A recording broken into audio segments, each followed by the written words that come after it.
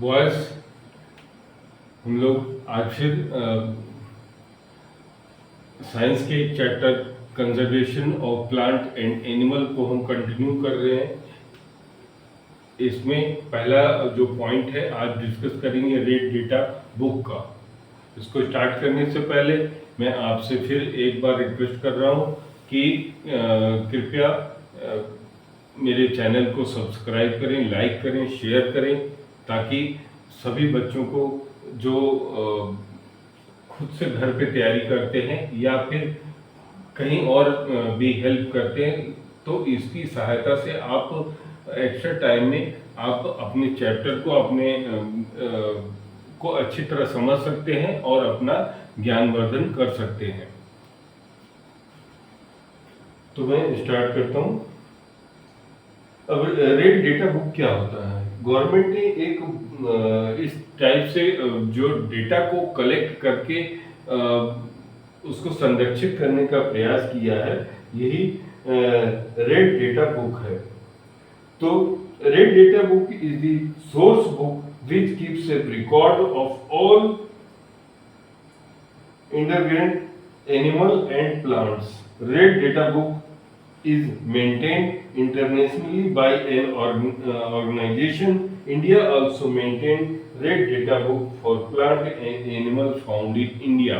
तो विश्व में अलग अलग जगहों पे इस तरह के बुक होते हैं जिनमें कि वहाँ कौन कौन सी प्रजातियों के जीव जंतु पाए जाते हैं या पेड़ पौधे पाए जाते हैं, उनका एक डेटा बना के रखते हैं और उनको समय समय पर हम उनका विश्लेषण और उनके बारे में और भी हम रिसर्च करते हैं और उनकी काउंटिंग भी करते हैं, ताकि पता लग सके कि वो ऐसा तो नहीं कि वो कगार की या विलुप्त की स्थिति में हैं। अब नेक्स्ट है माइग्रेशन।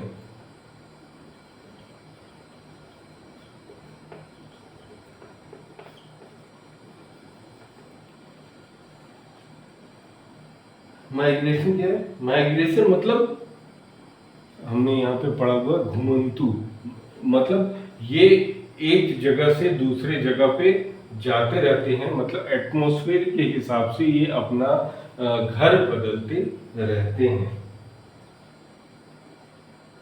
अगर क्या होगा, what would happen if had no wood? अगर आप सोच सकते हो कि अगर लकड़ियां नहीं होंगी तो क्या होगा?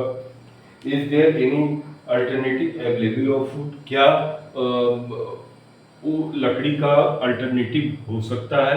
आजकल वैसे लकड़ी के बहुत सारे अल्टरनेट में प्लास्टिक्स के चीज़ें हम यूज़ कर रहे हैं, जैसे टेबल कुर्सी ये सब यूज़ कर रहे हैं। फिर भी आज भी हम बहुत कुछ डिपेंड है अपने प्राकृतिक संसाधन मतलब लकड़ी पे डिपेंड है। जैसा कि हम जानते हैं कि पेपर इनमें से सबसे महत्वपूर्ण है, क्योंकि पेपर भी लकड़ी से ही बनाया जाता है। तो हमें कम से कम पेपर का इस्तेमाल करना चाहिए।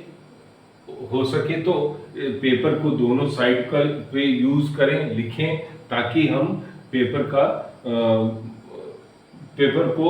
का उत्पादन हम कम करें। उत्पादन कम करेंगे तो पेड़ कम कटेंगे तो हमारा एटमॉस्फेयर वातावरण सही होगा। अगर वातावरण सही होगा तो हम स्वस्थ रहेंगे। तो इस तरह से हमें पेड़ पौधों को कम काटना चाहिए। Migrating birds fly to far away areas every year during the particular time because of climate changes. Climate change के हिसाब से बहुत सारे पक्षी जो हैं वो एक स्थान से दूसरे स्थान पर चले जाते हैं। अगर जैसे अब कुछ शहर में अगर मान लीजिए वहाँ पे वातावरण बहुत प्रदूषित हो गया, तो क्या होगा, वहाँ पे जो पशु पक्षी हैं, पक्षी खासकर, वो अपना स्थान बदल देंगे, क्योंकि उनको अपने सर्वाइवल के लिए उस स्थान को छोड़ना पड़ेगा। Then they fly for laying eggs as the weather in their natural habitat becomes very cold and inhospitable. तो अपने जीवन को या अपने प्रजाति को, अपना साइकिल को बढ़ाने के लिए उन्हें अपने एटमॉस्फेयर के हिसाब से उन्हें जगह को चेंज करना पड़ता है। Bird who cover long distance to reach another land are known as migrating bird as sarus. Different type of bird, they run away from one place to other place। तो बहुत सारे जो जो पक्षी हैं वो क्लाइमेट के हिसाब से अपने स्थान को चेंज करते रहते हैं। अब recycle of paper, recycle of paper.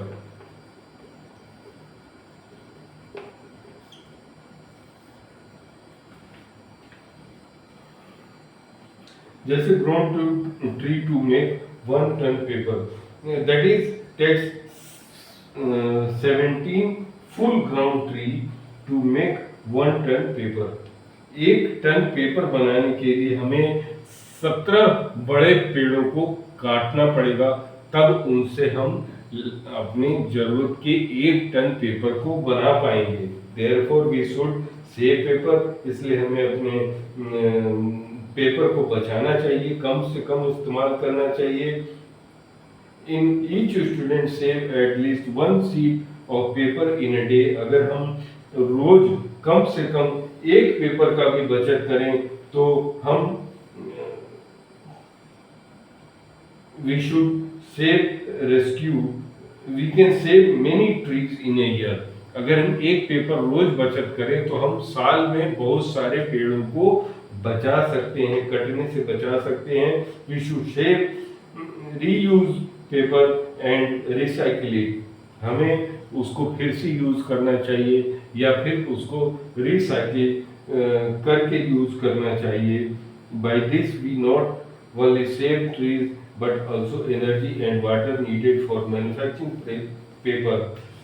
तो अगर हम इस तरह कर पाए तो हम जो पेपर बनाने में बहुत सारे वाटर की जो पानी की जरूरत होती है, ना कि हम उसको बचा पाएंगे, बल्कि अपने हम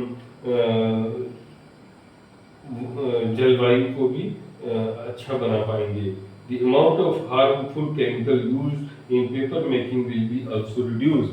जब ऐसा करेंगे तो ना सिर्फ हम अपने वातावरण को शुद्ध कर पाएंगे, बल्कि जो हम पेपर बनाने में केमिकल तरह तरह के यूज करते हैं उनको भी हम कम मात्रा में यूज करेंगे, जिससे कि वो हमारे नदियों को, हमारे जल स्तर को प्रदूषित होने से बचा पाएंगे।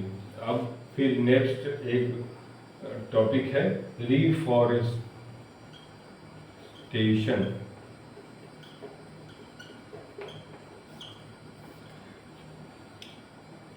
Deforestation is reforestation is restocking of the destroyed forest by planting new trees।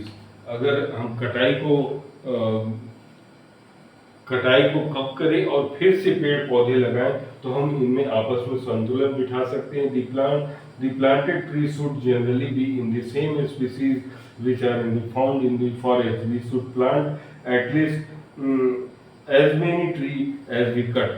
इनका संतुलन अगर बनाना है, वास्तव में हमें पेड़ पौधे काटने की जरूरत है, तो जितने हम पेड़ पौधे काटे उससे कहीं ज्यादा अगर हम पेड़ पौधे लगाएं तो इस संतुलन को हम बरकरार रख सकते हैं। क्योंकि कुछ पेड़ पौधे हम लगाएंगे तो वो हो सकता है कि कुछ खराब भी हो जाए, तो इसलिए जितने हम पेड़ काटे उससे कहीं ज्यादा हमें पेड़ पौधों को लगाना पड़ेगा। तो इस तरह से हम अपने नेचर को सही रख पाएंगे और अनडिस्टर्ब होने से बचाएंगे। It reestablish itself in natural reforestation. There is no role of human being. We have already caused tremendous damage to our forest. हम लोग अपने फॉरेस्ट को, जंगल को, वातावरण को हम लोग अभी तक बहुत नुकसान पहुंचा चुके हैं।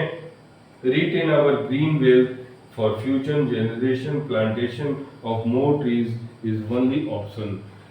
अगर हमें अपना भविष्य अच्छा करना है तो हमें और भी पेड़ लगाने पड़ेंगे, जिससे कि हमारा वातावरण शुद्ध हो, हम अच्छी शुद्ध वातावरण में हम सांस ले सकें, जिससे कि हमारा बौद्धिक शारीरिक विकास हो सके और हम अपने आने वाले जनरेशन या फिर हम जो जीवन जी रहे हैं उसको हम सुखमय बना सकें, स्वस्थ बना सकें।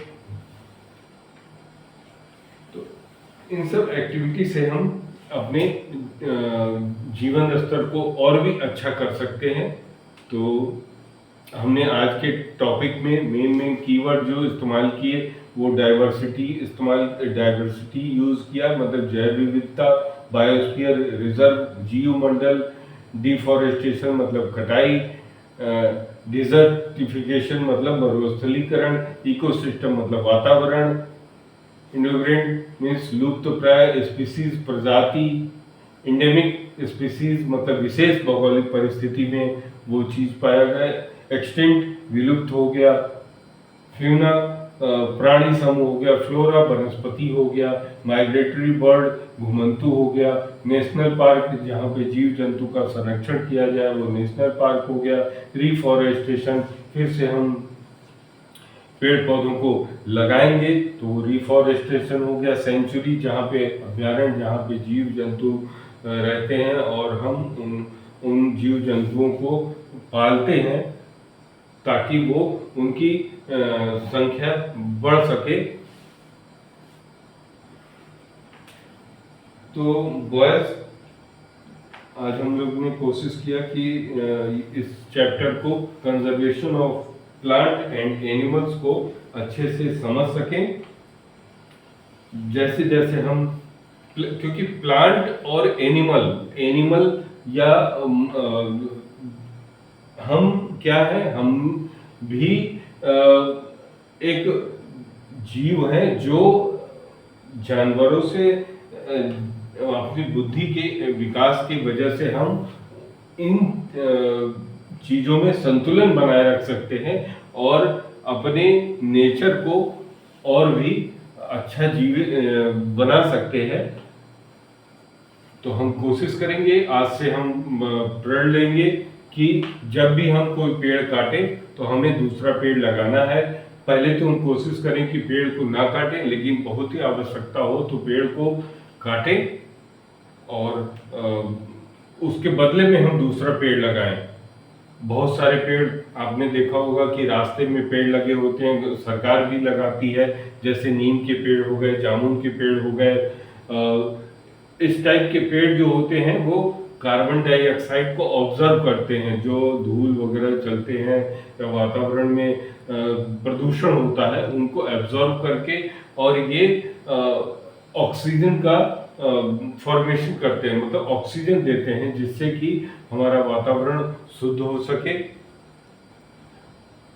पीपल का पेड़ हो गया, नीम का पेड़ हो गया, इन सब पौधों को हम आसपास में जरूर लगाना चाहिए। अपने घर में चाहे सीमित जगह हो फिर भी हमें गमलों में या फिर आवश्यकता के अनुसार, जगह के अनुसार जरूर छोटे या बड़े पौधे लगाने चाहिए। उससे हमारा आसपास का वातावरण भी अच्छा होता है और हम अपने मन को एकाग्रचित भी कर पाते हैं और कुछ अच्छा करने के लिए हम प्रेरित होते हैं।